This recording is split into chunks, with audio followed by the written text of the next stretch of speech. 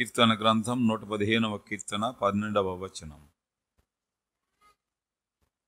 యెహోవా మమ్మును మరిచిపోలేదు, ఆయన మమ్మును ఆశీర్వదించును. Psalms 115 and verse 12. యెహోవా మమ్మును మరిచిపోలేదు, ఆయన మమ్మును ఆశీర్వదించును. ఈ మాట అందరూ నా వెంట పలకండి. యెహోవా మమ్మును మరిచిపోలేదు, ఆయన మమ్మును ఆశీర్వదించును.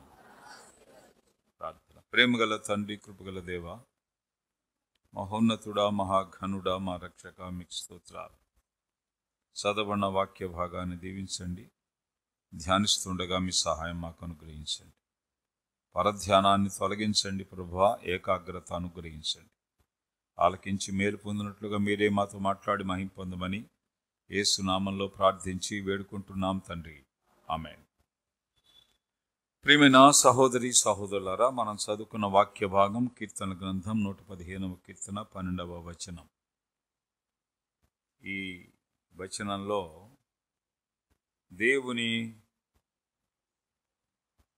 జ్ఞాపకం, God's memory is mentioned in this verse. దేవుని జ్ఞాపకం, దేవుని జ్ఞాపక శక్తి లేక, the memory power of God or God's memory. దేవుడు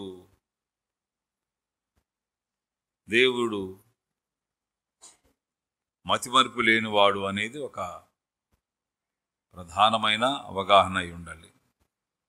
God never forgets. God never forgets. God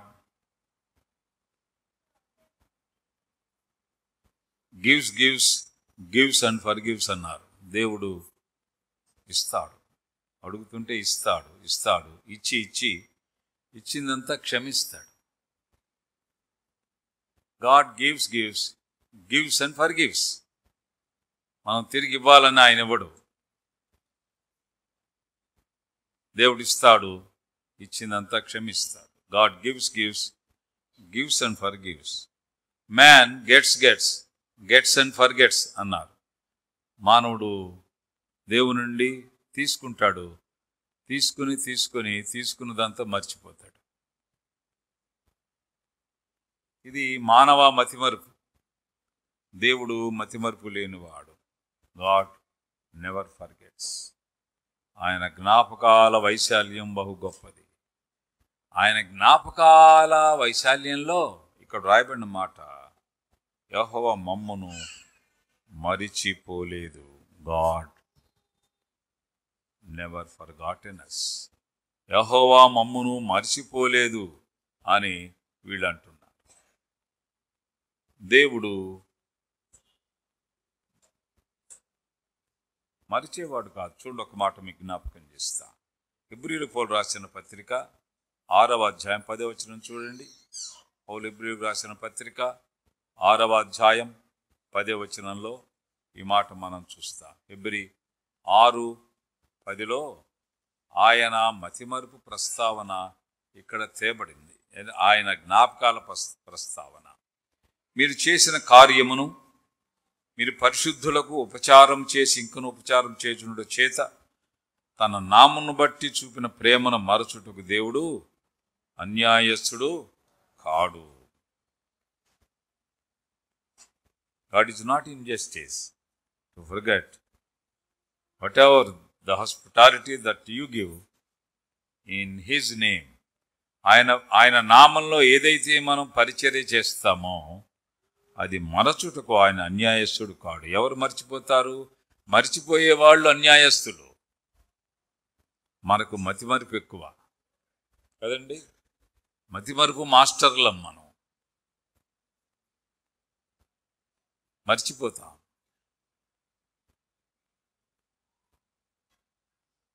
మతిమరుపు మన జన్మ లక్షణం.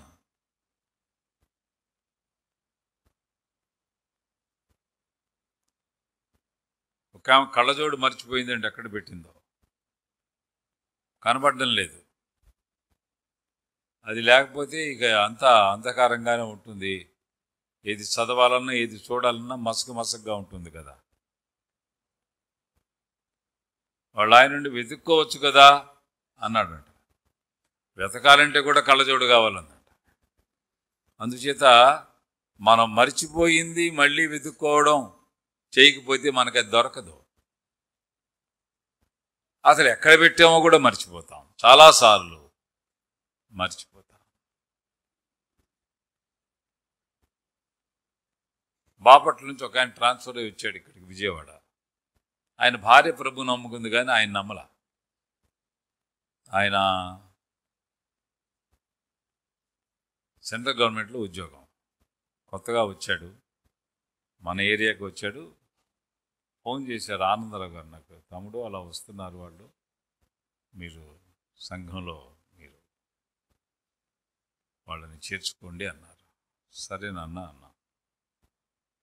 ఒకరోజు ఆయన దిగాడు. సాయంత్రం వచ్చారు, సామానంతా సర్దుకున్నారు. ఈ ఏరియాలోనే సామాన్ సర్దుకున్నారు. మేము కూడా వెళ్ళాము. చాలా కాలం క్రితం ఇది జరిగిన సంగతి. ప్రార్థన చేయడం జరిగింది. తెల్లారేటప్పటికి డ్యూటీ ఆయన తెల్లారు లేచి వెళ్ళిపోయాడు డ్యూటీకి. మరుసటి రోజు మేము హౌస్ విజిటింగ్ చేస్తూ కొన్ని ఇళ్ళు దర్శించే క్రమంలో మాకు ఎదురయ్యాడు ఆయన ఒక వీధిలో. వందనాలన్నా అంటే వందనాలు అన్నాడు. ఆ ఇంట్లో చేరారంటే చేరామన్నాడు. మరో వీధికి వెళ్ళాం, అక్కడ కనపడ్డాడు. ఏంటన్నా వీధిలో కనపడుతున్నాడంటే, అన్నా ఒక మాట, మా ఇల్లు ఎక్కడన్నా అంటున్నాడు. కొత్తగా వచ్చాడు, రాత్రి దిగాడు, పొద్దున్న డ్యూటీకి వెళ్ళిపోయాడు. కనుక ఆ ఇల్లు ఎక్కడుందో మర్చిపోయాడు ఆయన. ఆ వీధి మర్చిపోయాడు. అదే పగలుండి అటు ఇటు తిరుగుంటే గుర్తుండేది ఆయనకి. మేము వెళ్ళిన ప్రతి వీధిలో కనబడి వందనాలు చెప్తున్నాడు. ఏమిటి సంగతి అంటే, అన్నా దయచేసి చెప్పండి అన్న మా ఇల్లు ఎక్కడ. ఈలో మా ఇంట్లో ఉండండి అన్నా. కాదన్నా మా ఇల్లు ఎక్కడ అని అంటున్నాడు. మతిమరుపు మనకి సహజం. దేవుడు మతిమరుపు లేనివాడు. God never forgets. God never forgets. మన జ్ఞాపకాలు ఎలా ఉంటాయో చూడండి. లూకా సువార్త 17:17 17 of Luke 17th chapter and 17th verse. ప్రభు అడుగుతున్నాడు, 10 మంది శుద్ధులైరి కారా తమ్మండుగురు ఎక్కడ? అందుకు యేసు, 10 మంది శుద్ధులైరి కారా ఆ తమ్మండుగురు ఎక్కడ?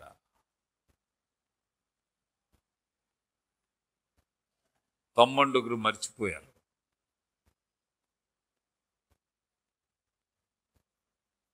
వారి జ్ఞాపకాల్లో వారిని బాగు చేసిన వారు గుర్తు లేరు. అంత గొప్ప అనారోగ్యం నుంచి వాళ్ళు బాగుపడ్డారు, కానీ బాగు చేసిన వ్యక్తిని విస్మరించిన వారు.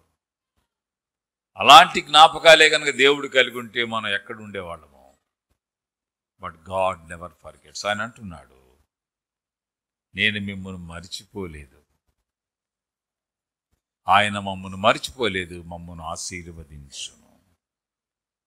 మనలను మరువని దేవుడు ఆయన. మనం మర్చిపోతాం. యోహాను సువార్త 5వ అధ్యాయంలో ఒక మతిమరుపు మాస్టర్ ఉన్నారు. యోహాను సువార్త 5వ అధ్యాయంలో అతని గురించి ఏం రాయబడిందంటే,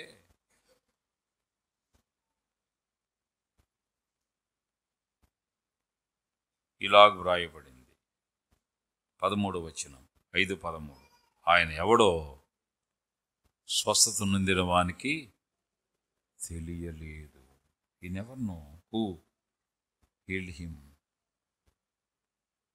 ఇంతకంటే ఘోరం ఉంటుందండి? 38 ఏండ్ల నుండి రోగంతో ఉన్నాడు ఇతడు. ఆయన రోగం సర్వీసే 38 years. యేసుక్రీస్తుకు వయస్సే 33 సంవత్సరాలు. అప్పటికి 33 కూడా ఉండవు బహుశా. యేసుక్రీస్తు వయసు కంటే ఇతని జబ్బు వయస్సే ఎక్కువ. 38 ఏండ్ల రోగం అయింది. అంత సుదీర్ఘ రోగాన్ని, దీర్ఘ రోగాన్ని ప్రభు స్వస్థపరిస్తే స్వస్థపరిచిన వ్యక్తి ఆయనకు తెలియలేదు. ప్రియమైన సహోదరి సహోదరులరా, దేవుడు కూడా ఇలా ఉంటే మన సంగతి ఏమవుతుందండి? ఏం రాయబడింది మాట? యెహోవా మమ్మును మరిచిపోలేదు, ఆయన మమ్మును ఆశీర్వదించు. దేవుని జ్ఞాపకాలు బహు గొప్పవి. ఆయన మనల్ని మరిచిపోయేవాడు కాదు ప్రియులారా, మరిచిపోయేవాడు కాదు. యెషయా గ్రంథంలో ఈ మాట మనం చూస్తాం. 49వ అధ్యాయం 15వ వచనం చూడండి. యెషయా గ్రంథం 49వ అధ్యాయం 15వ వచనంలో, స్త్రీ తన గర్భమున పుట్టిన బిడ్డను కరుణింపకుండా తన చంటి పిల్లను మరచునా? వారైనా మరచుదురు గాని నేను నిన్ను మరువను. యెహోవా మమ్మును మరిచిపోలేదు, ఆయన మమ్మును ఆశీర్వదించును. దేవుని జ్ఞాపకాలు ఎంత గొప్పవి ప్రియులారా. మతిమరుపు మాస్టర్లుగా ఉన్న మనలను దేవుని మరిచే మనం మతిమరుపు నిండా ఉన్నవాళ్ళం, మతిమరుపుతో నిండిపోయిన వాళ్ళం. దేవుని మర్చిపోవడం మనకు చాలా సులభం. దేవుని మేళ్లు పొందుతూనే, ప్రయోజనాలు పొందుతూనే ఆ 10 మందిలో ఒకరిగా, ఆ 9 మందిలో ఒకరిగా ఉన్న వాళ్ళగా ఆయన మర్చిన సందర్భాలు ఎన్నో కదా.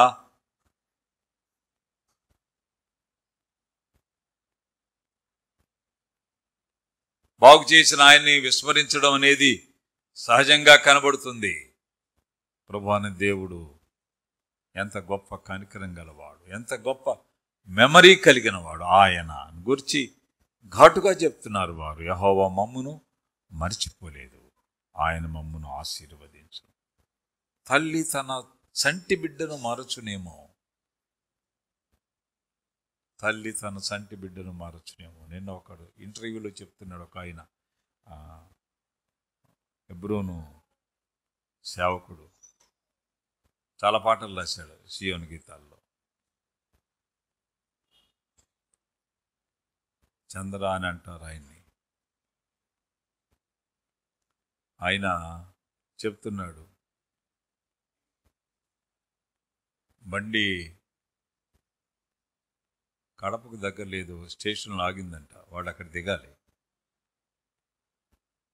బరబరా సామానంతా దింపేసుకున్నారు. సంచులు, సామాన్లు, పెట్టెలు, బేడ అన్నీ దింపేసుకున్నారు. ఆ సీట్లో ఈ పిల్లను వదిలిపెట్టి దిగిపోయారు. వాడు చేతులు కాళ్ళు కొట్టుకుంటూ కేవరు అని ఏడుస్తున్నాడు. ఎవరి పిల్లవాడు అని వాడు గుమ్మం దగ్గర వచ్చి గట్టిగా అరిస్తే, ఓ మా అబ్బాయి అని అరుస్తాడు. అప్పుడు బండి ఆపి వాడిని అప్పగించడం జరిగింది. తల్లి తన సంటి బిడ్డను మరుస్తుంది. నేను నిన్ను మరువను. అతను చెప్తున్నాడు, అదే మతి మరుపులో నేను వెళ్ళిపోయి ఉంటే, నన్ను ఎవడో పెంచుకొని ఉంటే నేను దేవుని నమ్ముకునేవాడిని కాదు, ప్రభుని అంగీకరించేవాడిని కాదే. మా కుటుంబం కాకుండా వేరే కుటుంబం లభించేది. ఆ పసిపిల్లతనంలో తీసుకెళ్లారు కాబట్టి విగ్రహారాధనలో మరగిపోయేవాడిని కదా. ప్రభు ఎంత కనికరం గల దేవుడు, నన్ను గుర్తుపెట్టుకున్నాడు.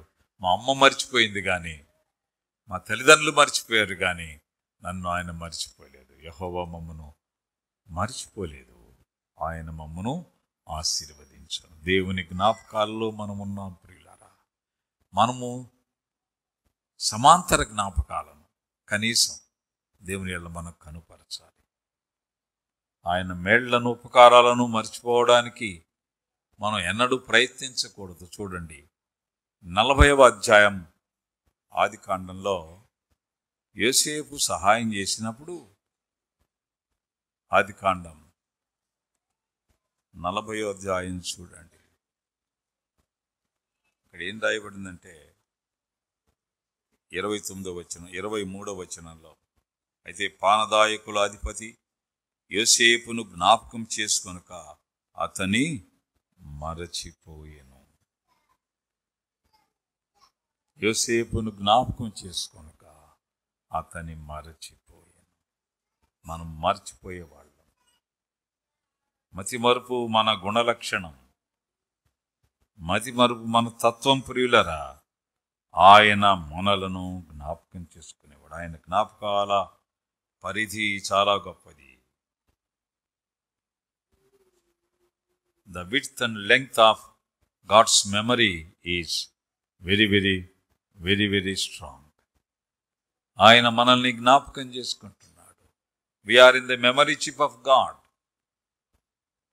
ఇశ్రాయేలు అంటున్నారు, యెహోవా మమ్మను మరిచిపోలేదు, ఆయన మమ్మను ఆశీర్వదిస్తాడు. He will bless us అంటే the blessings are ahead. ముందున్నా, ఇప్పుడు కాకపోవచ్చు, కానీ మమ్మల్ని ఆశీర్వదించకపోడు. దేవుని జ్ఞాపకాలు గొప్పవి ప్రియులారా. అందుచేతనే లేఖనాల్లో మనం చూస్తాం. ఆదికాండం 6వ అధ్యాయంలో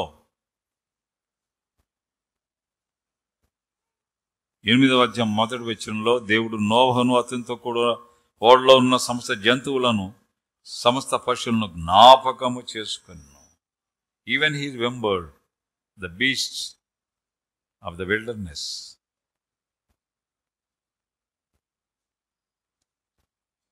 వాటికి ఆ ఓడలో చోటిచ్చాడు.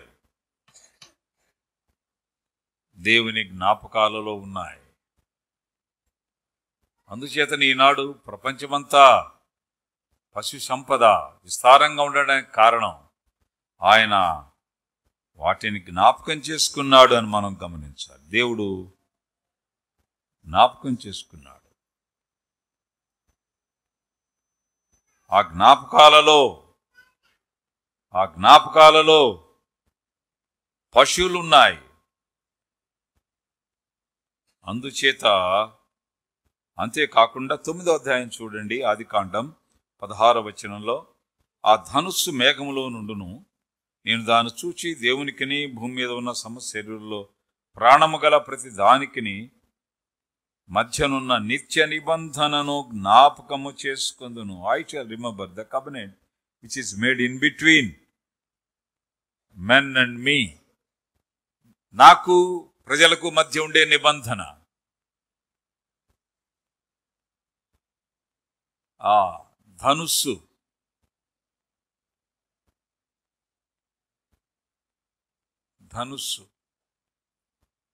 కొన్ని బైబిల్లో ఇంద్రధనుస్సు అని ఉంది.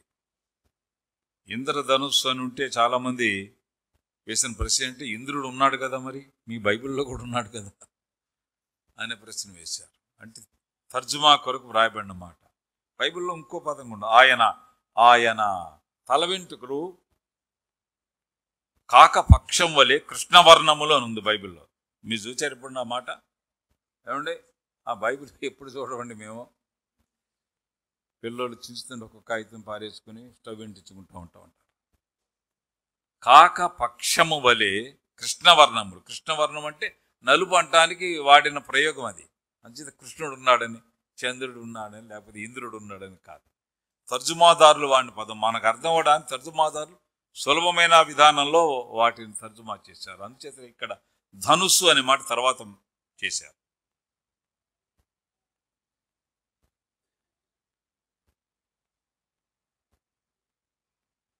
దేవుడు ఆ ధనుస్సును ఉంచాడు ఆకాశంలో. నిబంధన,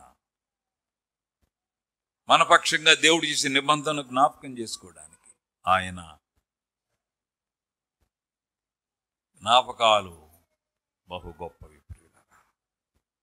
అందుచేత ఆయన్ను మర్చిపోకుండా ఆయన్ను గుర్తుంచుకోవడంలో మనం శ్రద్ధ వహించాలి. ఆయన సన్నిధి కావచ్చు, ఆయన మందిరం కావచ్చు, ఆయన పరిచర్య కావచ్చు, ఆయన కొరకు జీవించడం కావచ్చు, ఆయన సన్నిధికి రావడం కావచ్చు. ఆదివారం మర్చిన వాళ్ళు కూడా ఉంటారు కొందరు. ఆయన సన్నిధిని విస్మరించిన వాళ్ళు ఉంటారు చాలామంది. కానీ దేవుడు మనల్ని మర్చేవాడు కాదు అని బైబిలు చాలా స్పష్టంగా, చాలా వివరంగా మనకు తెలియజేస్తుంది. అందుచేత ఆయన జ్ఞాపకాలు లేఖనాల్లో వ్రాయబడ్డాయి.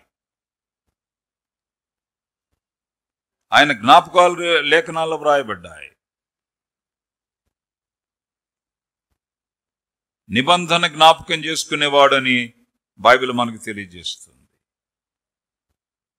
అంతేకాదు, అబ్రహాము విషయంలో కూడా దేవుడు ఇలాగ చెప్తున్నాడు.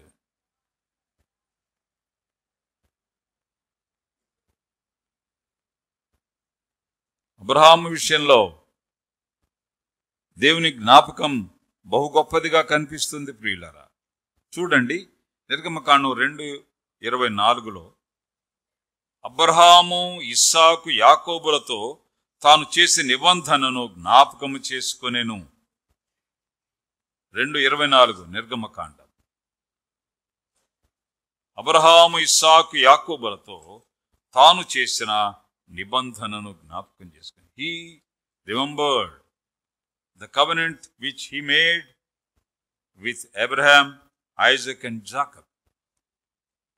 అబ్రహాము ఇస్సాకు యాకోబులతో తాను చేసిన నిబంధన ఆయన జ్ఞాపకం చేసి మాట మీరేవాడు కాదు, ఆయన మరిచేవాడు కాదు. దేవుని జ్ఞాపకాలు బహు గొప్పవి సుమా, ఆయన జ్ఞాపకాలు బహు గొప్ప. అందుచేత ఒక మాట మనం దేవునికి ఇచ్చినప్పుడు దాన్ని నెరవేర్చడానికి మనం వెనకంజ వేయకూడదు. ఆయన మనల్ని మరిచేవాడు కాదు, ఆయన మనల్ని మరిచేవాడు కాదు. నిర్గమకాండంలోని 32:13 ఇలాగ మనం చూస్తాం. అబ్రహామును ఇస్సాకును యాకోబును జ్ఞాపకము చేసుకొనుమని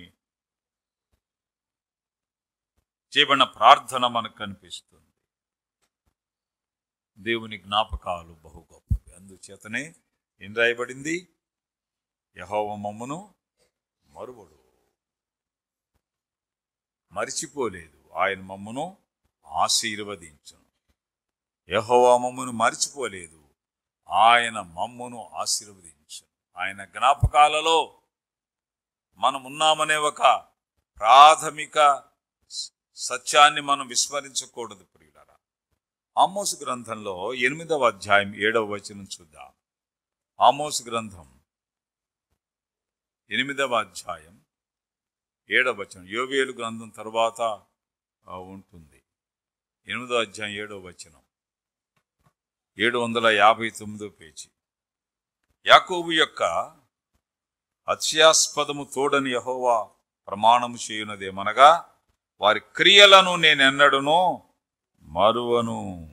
గుర్తుపెట్టుకోండి, ఆయన మన చెడ్డ పనులు కూడా గుర్తు చేసుకుంటాడు. మనం చేసిన పొరపాట్లు ఆయన దృష్టిలో రికార్డ్ అవుతున్నాయి. నేను వారి క్రియలను మరువను.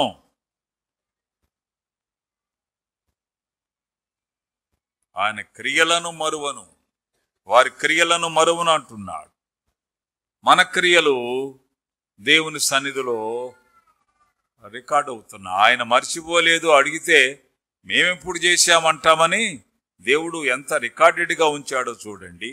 ప్రకటన గ్రంథంలో ఆ మాటలు మనం చూస్తాం. 20వ అధ్యాయం ప్రకటన గ్రంథం మరియు 12వ వచనం.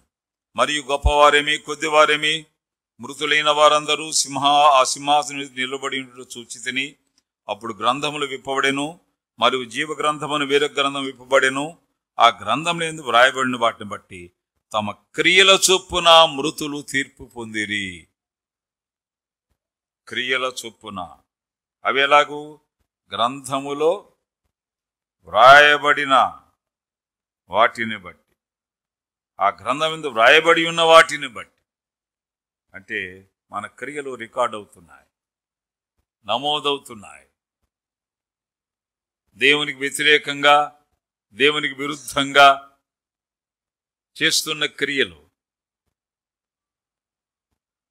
దేవుని నమ్మి నమ్మకంగా లేకపోయినా ఆ క్రియలు నమోదవుతాయి. క్రియలు నమోదవుతాయి. వాటిని బట్టి తీర్పు ఉంటుంది. వాటిని బట్టి మనం తీర్పు తీర్చబడతాం. మృతులు తీర్పు అనే మాట ఇక్కడ మనం చూస్తున్నాం.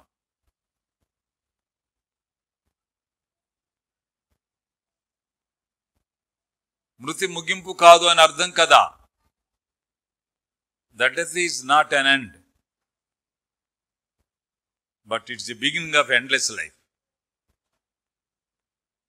Death is not an end, but it is the beginning of endless life. మరణము ముగింపు కాదు, కానీ ముగింపు లేని జీవితానికి ప్రారంభం. ఆయన మనలను తీర్పు తీరుస్తాడు క్రియలను బట్టి. వారి క్రియలను ఆయన మరిచిపోలేదని మనం చదువుకున్నాం కదా ఆమోస్ గ్రంథం 8:7. అందుచేత వారి వారి క్రియలను బట్టి ఆయన తీర్పు తీర్చెను. ఆయన మహా జ్ఞాపకాలు కలిగినవాడు. జ్ఞాపకాలలో దిట్ట దేవుడు, జ్ఞాపకాల దిట్ట. అందుచేత వీళ్ళు అంటున్నారు, యెహోవా మమ్మను మరిచిపోలేదు, ఆయన మమ్మను ఆశీర్వదించు. అందుచేత దేవుని చేత ఆశీర్వదించబడేలాగా ఆయన జ్ఞాపకాలలో మనం ఉండాలి. కొందరి చూడండి, నేను మిమ్మల్ని మర్చిపోయానండి కానీ ఒక మాట వాడతాడు. చూద్దాం. మత్తయి సువార్త 25వ అధ్యాయం, మత్తయి సువార్త 25వ అధ్యాయం 12వ వచనం. అతడు, మిమ్మల్ని ఎరుగనని మీతో నిశ్చయముగా చెప్పుచున్నాను, మిమ్మల్ని ఎరుగను. I do not know whom you are. మీరు నాకు జ్ఞాపకం లేదు అండు, అది మిమ్మల్ని ఎరుగను.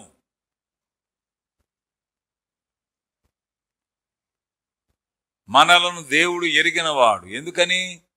మనం ఆయన అంగీకరించాం. తను ఎందరు అంగీకరించిరో వారికి అందరికనగా తన నామమునందు విశ్వాసం ఉంచిన వారికి దేవుని పిల్లలు అనే అధికారం. మన పిల్లల్ని మనం ఎలాగ మర్చిపోయామో ఆయన కూడా మర్చిపోయాడు. కానీ మనం ఆయన పిల్లలు కాకపోతే ఆయన మనల్ని ఎరుగడు. We don't become his children. He will not know who we are. మనం ఎవరో ఆయనకి తెలియదు. ఇక లోకంలో ఉన్న జనమంతా మన ఎందుకు తెలుస్తారు? మన పిల్లలు మనకు తెలుస్తారు. ఆ క్రమంలోనే దేవుడు కూడా తన పిల్లలను ఎరిగిన వారు. వాళ్ళు అంటున్నారు, యెహోవా మమ్మును మరువడు, ఆయన మమ్మను ఆశీర్వదించు. ఆయన ఎరుగని వారున్నారు, అది ఇక్కడ. ఆయన చేత ఎరుగబడని వారున్నారు. ఇదే మత్తయి సువార్తలో 7వ అధ్యాయంలో కూడా ఒక మాట మనం చూస్తాం. మత్తయి సువార్త 7వ అధ్యాయం చూడండి. 7వ అధ్యాయం 23వ వచనం. అప్పుడు నేను మిమ్మల్ని ఎన్నడూనూ ఎరుగను, అక్రమం చేయవారులారా నా యొద్ద నుండి పొండని వారితో చెప్పు. I will never know you. I never know you. Go away from my presence. నా సన్నిధి నుండి మీరు వెళ్ళిపోండి, నేను మిమ్మల్ని ఎన్నడూనూ ఎరుగను అంటున్నాడు. ఇది మతిమరుపు కాదు, ఆయన ఎరుగకపోవడం. ఆయన మనల్ని ఎరుగకపోవడం అనేది ఆయన అంగీకరించకపోతే అది జరగదండి. అందుచేత మీకు మనవి చేస్తున్నాను, ఇంకా దేవుని అంగీకరించకుండా ఉన్నావా? యేసు ప్రభువుని అంగీకరించకుండా ఉన్నావా? అయితే ఆయన నిన్ను ఎరుగడు. నా భార్యను ఎరుగునండి కాబట్టి ఆమె వెనకాలే నిలబడతానంటే కుదరదు. మా అమ్మను ఆయన ఎరుగునండి, మా అమ్మను అమ్ముకుంది, నేను ఆ కొంగు పట్టుకుని ఉంటాను అంటే కుదరదు.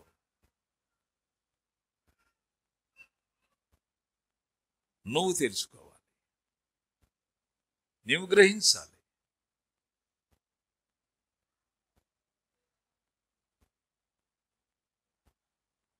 సొంత కొడుకులాగా ఒకడు ఒక స్త్రీ కొంగు పట్టుకొని ఇంట్లోకి వస్తే కొడుకు అవుతాడా? ఈడేవాడు రా, ఎందుకు వచ్చాడు ఈడు అంటారు. అంచేత మనం ఆయన కుమారుడు కాకుండా, ఆయన కుమార్తె కాకుండా ఆయన ఎలాగూ మనల్ని గుర్తిస్తాడు. తన్ను ఎందరు అంగీకరించిన వారికందరికనగా తన నామం నుండి శ్వాసం ఉంచిన వారు దేవుని పిల్లలు అవుతారు. అలా కాకపోతే నేను మిమ్మును ఎరుగను అంటాడు, మిమ్మును ఎన్నడూనూ ఎరుగను అంటాడు. ఆయన్ను ఎరుగని వారు శాశ్వతంగా ఆయనకు దూరంగా జీవించవలసి వస్తుంది. ఒక శాశ్వత ఎడబాటు జరిగే పరిస్థితి వస్తుంది. అందుచేత ఆయన ఎరిగిన వారుగా, దేవుని ఎరిగిన వారు, దేవుని చేత ఎరుగబడిన వారు గలతీ పత్రికలో మనం చూస్తాం. ఇప్పుడు మనం దేవుని ఎరిగిన వారమును, మరి విశేషముగా దేవుని చేత ఎరుగబడిన వారమునై ఉన్నాము అంటున్నాడు పౌలు. ఎరుగబడ్డావా బాబు? దేవుడు నిన్ను ఎరుగునా? ఆయన అంగీకరిస్తే జరుగుతుంది. ఆయన మన కొరకు ఈ లోకానికి వచ్చిన సంగతి. అందుకే మనం ఆయనను ఎరుగునట్లు, ఆయన పంపిన దేవుని ఎరుగునట్లు ఆయన ఈ లోకానికి మానవుడిగా వచ్చాడు. మానవుడిగా వచ్చాడు.